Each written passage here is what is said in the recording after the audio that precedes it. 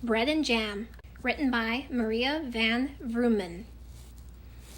It was the very first day of school in the fall, and the children from the farms nearby were coming down the roads towards the Maple Grove School. Some of them rode in automobiles and some walked, but Sarah Bess was riding on Pokey, her pet donkey. The 5 Burns children did not live far away, so they were walking to school. Betty Jane Burns hurried ahead of her brothers and sisters.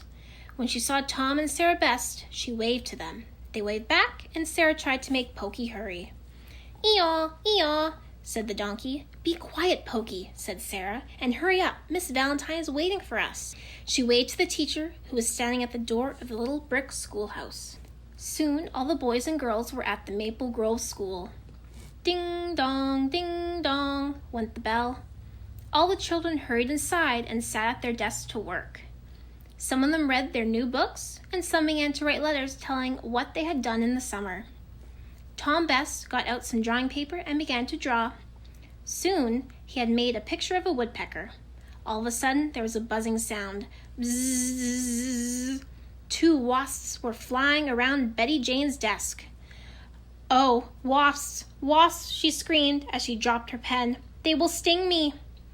Tom jumped up from his desk and knocked the wasps down with a piece of drawing paper. Then he took them to the window and dropped them outside. Suddenly there was a loud "ee-aw" at the window, and Pokey stuck his head in. He waved his ears and rolled his eyes. "Ee-aw, ee-aw, ee-aw," said the donkey, and then he galloped away. Sarah jumped up from her desk and hurried to the window. "There are more wasps outside," she said. "Pokey is galloping towards the woods. He's afraid the wasp will sting him." "I'll catch him," said Don Burns, getting up from his desk. He ran outdoors, but he came right back. "The air is full of wasps," he said. Miss Valentine shut the windows so there's no more wasps to come inside.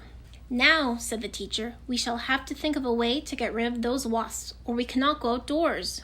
After a minute, Betty Jane said, "I thought of a way to get rid of them. We have hives of honeybees at home, and I know that bees like sweet things. Don't wasps like sweet things too?" "Yes," answered Miss Valentine.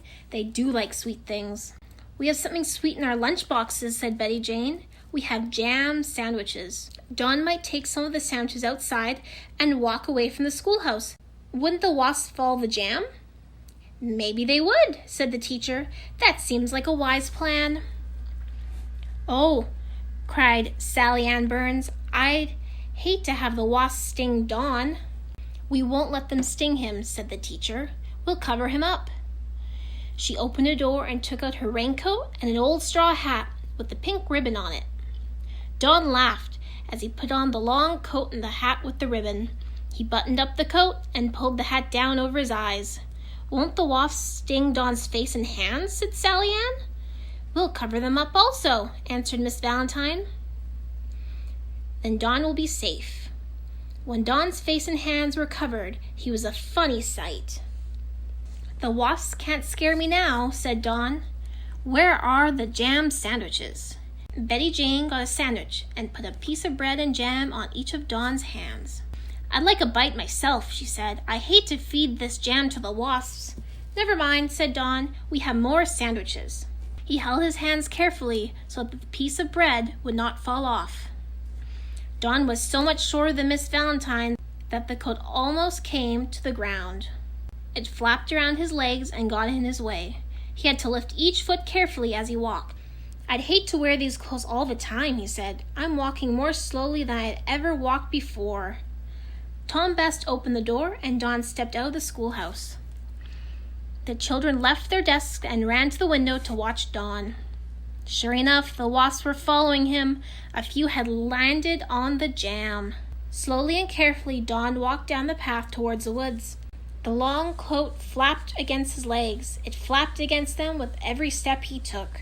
More and more wasps followed him until each piece of bread and jam was covered all over with wasps. Betty Jane's plan was working. All the wasps were following the sweet jam. The children saw Don go into the woods. Soon he came out riding on Pokey. "Don hasn't the pieces of bread and jam now," cried Betty Jane. "He left them in the woods.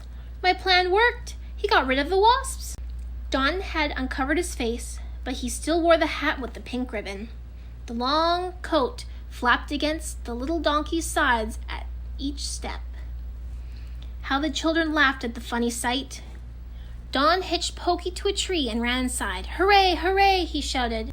"We have got rid of all the wasps, and they didn't sting me. Betty Jane's plan worked." "Yes," said Tom Best, "but I can see the wasp nest in the tree outside the window. Maybe they'll come back to it." "I'll take the nest down," said Don. He covered his face and hands again. Then he went out, still wearing Miss Valentine's coat and the hat with the pink ribbon. He put a ladder against a tree, carefully climbed up the ladder, and took the nest down. Not a wasp flew out as Don carried the nest away. "Well," said Sally Ann, "the wasp's nest is gone, and so are they. Don got rid of them with the bread and jam."